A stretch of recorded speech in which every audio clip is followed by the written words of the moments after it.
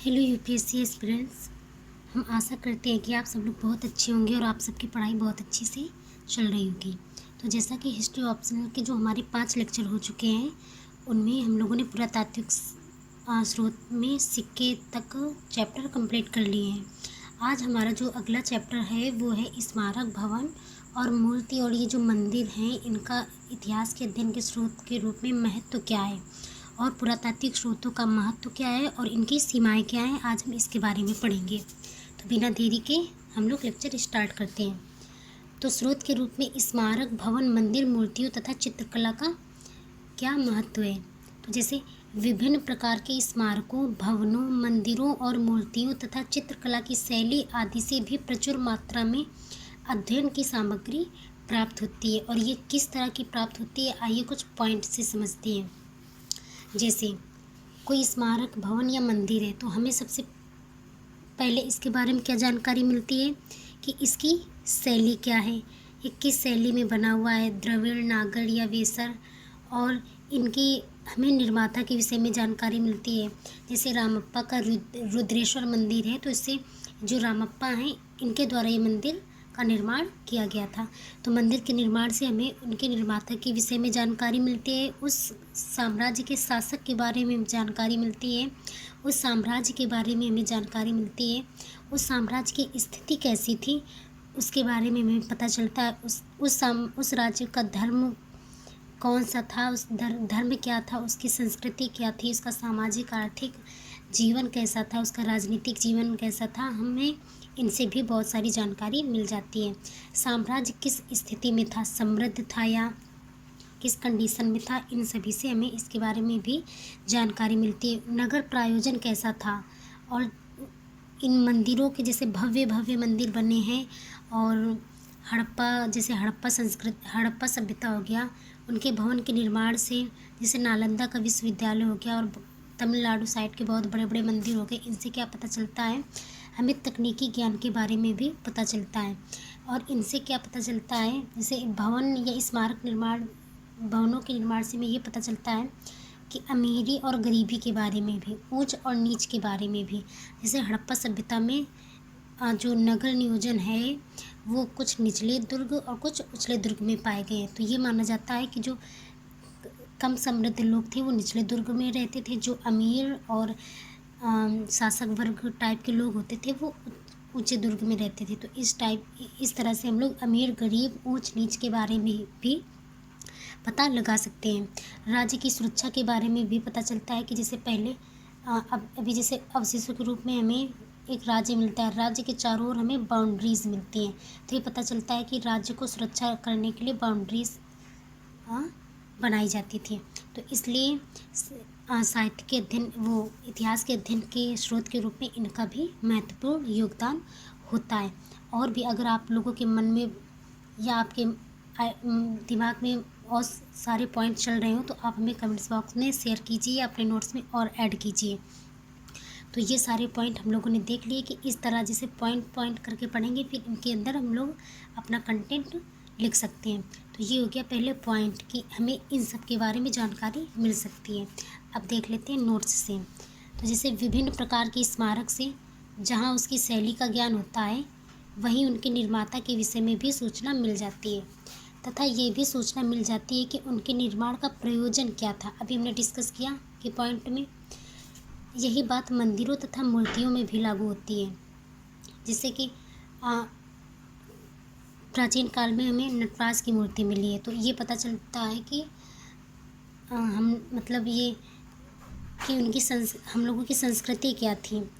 प्राचीन काल से जो संगीत है ये हम लोगों की परंपरा में चलता आया है।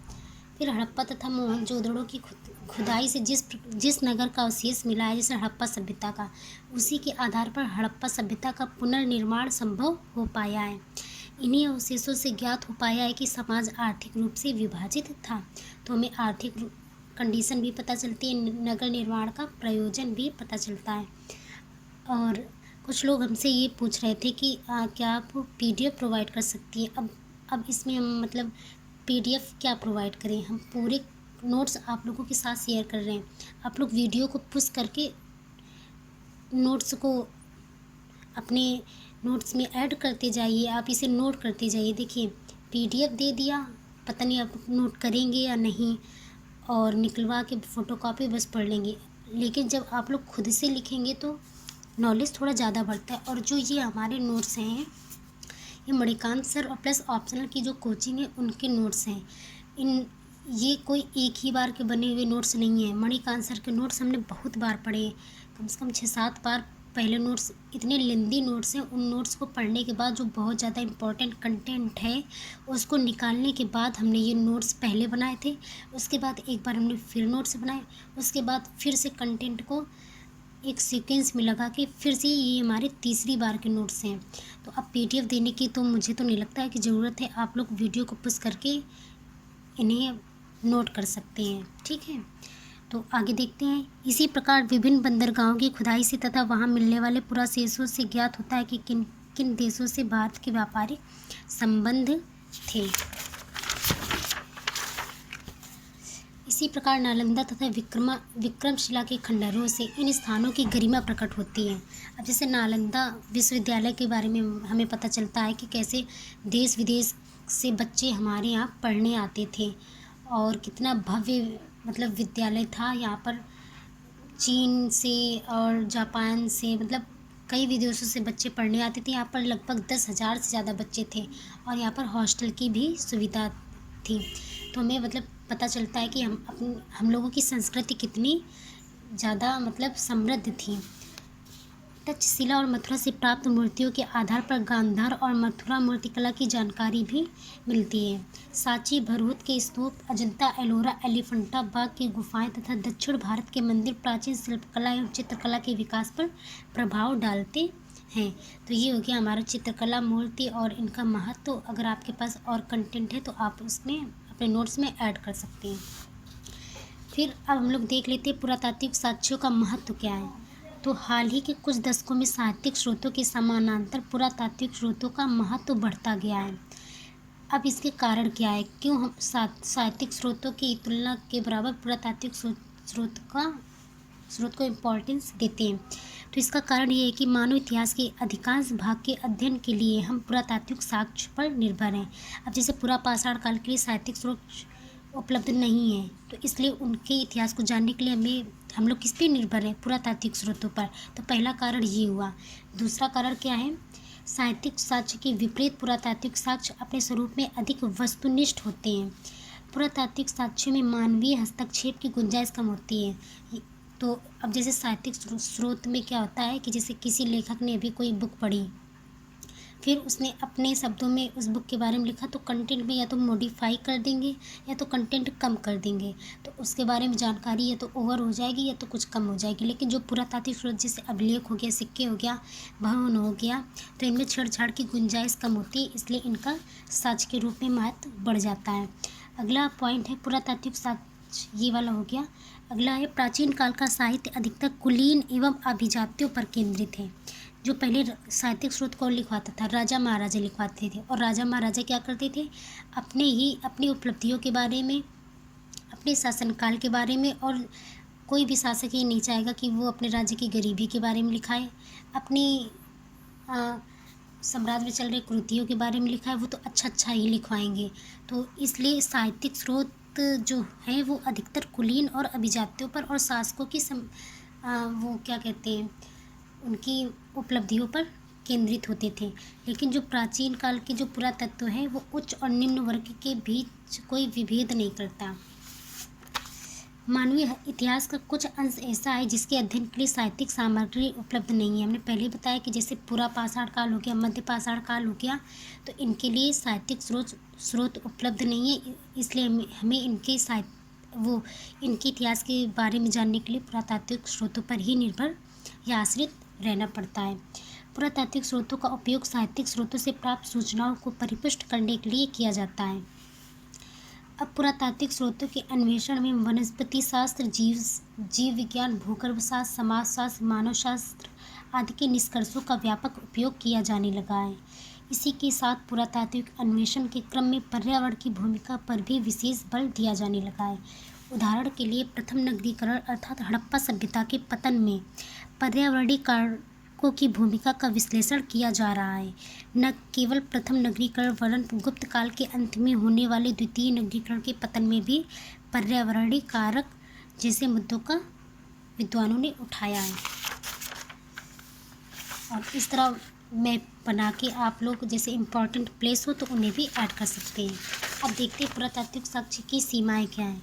तो जैसे भले पुरातात्विक सामग्रियाँ अपने स्वरूप में वस्तुनिष्ठ हो, किंतु उनके आधार पर लिया गया जो निष्कर्ष होता है वो व्यक्तिनिष्ठ होता है। तो पुरातात्विक साक्ष्यों का स्वरूप जो होता है वो वस्तुनिष्ठ होता है, लेकिन इनका जो निष्कर्ष होता है वो क्या होता है, व्यक्तिनिष्ठ होता है। तो इसलिए ये हो गई सीमाएं। अगला पॉइंट क्या है, पुरातात्विक स्रोतों में भी मानवीय हस्तक्षेप की गुंजाइश होती है, मतलब होती है लेकिन थोड़ी कम होती है। जैसे अशोक के कई अभिलेख अपने मूल स्थान से हटा दिए गए, हड़प्पा के भवनों से क्या बहुत सारी मतलब ईंटें चोरी हो गई थी, तो उसके बारे में हम लोग ज़्यादा नहीं पता लगा पाए। हड़प्पा के भवनों का आकार बदल गया क्योंकि वहाँ से बहुत सी ईंटें चोरी हो गई थी। राजकीय अभिलेख साहित्य की तरह एक वर्ग विशेष के दृष्टिकोण को व्यक्त करता है। अब जैसे किसी राजा ने अभिलेख लिखवाया है तो वह अभिलेख सिर्फ उसी राजा के बारे में हमें बताता है, तो ये भी एक सीमा हो गई। राजाओं ने अपने अभिलेखों के माध्यम से प्रशस्तियाँ लिखवाई। और अब ये एग्जाम्पल हमने पहले भी बताया था कि जैसे पुरातात्विक स्रोत पर भी हम लोग 100% निर्भर नहीं रह सकते, क्योंकि गुर्जर प्रतिहार अभिलेख में लिखा है कि वत्सराज ने संपूर्ण कर्नाटक पर विजय प्राप्त की थी, और उसी के समकालीन जो दूसरे शासक हैं उन्होंने ये लिखवाया अपने अभिलेख में कि उन्होंने भी वत्सराज पर नियंत्रण स्थापित किया। तो अब डाउट हो जाता है कि दोनों ने बोला कि युद्ध दोनों लोग जीते हैं। अब युद्ध होता है तो उनमें एक की जय और एक की पराजय तो होना संभव है, दोनों लोग जीत जाए ऐसा नहीं होता है। तो इसलिए जो पुरातात्विक स्रोत से हमें मिलनी जानकारियाँ होती हैं उनके बारे में भी साहित्यिक स्रोतों से तुलना कर लेना चाहिए। तो ये हो गई हमारी सीमाएं। और आज मैं कुछ बताना चाहती हूँ कि जैसे मुझे ये लगता है कि इतने पढ़े लिखे लोगों की थिंकिंग क्या होती है। हमें कल एक भाई जी का कमेंट्स आया और उन्होंने शायद मेरा मजाक उड़ाया। वो बोले कि यूपीएससी तो अब हलवा हो गया है। अगर भाई जी आप किसी को मोटिवेट नहीं कर सकते तो किसी को डिमोटिवेट भी मत करिए। माना कि हम उतना अच्छा नहीं पढ़ा पाते, कम से कम हम फालतू कामों से अच्छा 100 में 10% ही नॉलेज अगर किसी को दे पा रहे हैं या अपने नॉलेज को इम्प्रूव कर पा रहे हैं तो इसमें कोई बुराई नहीं है। और इसी तरह जैसे कोई यूपीएससी एस्पिरेंट्स अगर आप लोगों के आसपास, आपके रिश्तेदार में, आपके फ्रेंड्स में कोई आपको डिमोटिवेट करे तो आप उसे बिल्कुल नेगलेक्ट कर दीजिए।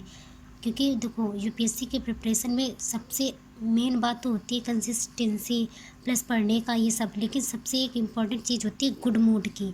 अगर आपके पास अच्छा मूड नहीं है तो पढ़ाई में मन नहीं लगता है। अब जैसे सुबह सुबह हमने कमेंट्स देखा, मुझे थोड़ी निराशा हुई, पर फिर मैंने सोचा नहीं, उनके कहने पर तो हम अपने वीडियोज़ बनाना बंद नहीं करेंगे। जो मेरे पास कंटेंट जितना आए हम उन्हें उन बच्चों तक पहुंचाने के लिए पूरा प्रयास करेंगे। तो इसलिए अगर आपको वीडियो अच्छी लगती है तो आप लाइक करिए, कोई ज़रूरी नहीं है। अगर आपको करना है डिसलाइक भी कीजिए, पर हो सके तो किसी को डिमोटिवेट मत करिए। अगर मोटिवेट भी नहीं कर सकते तो प्लीज़ डिमोटिवेट भी मत करिए। तो आज का लेक्चर यहीं पे समाप्त होता है। कल हम लोग पढ़ेंगे प्राथमिक और द्वितीयक स्रोत और साहित्यिक स्रोतों के बारे में। तो थैंक्स फॉर वॉचिंग।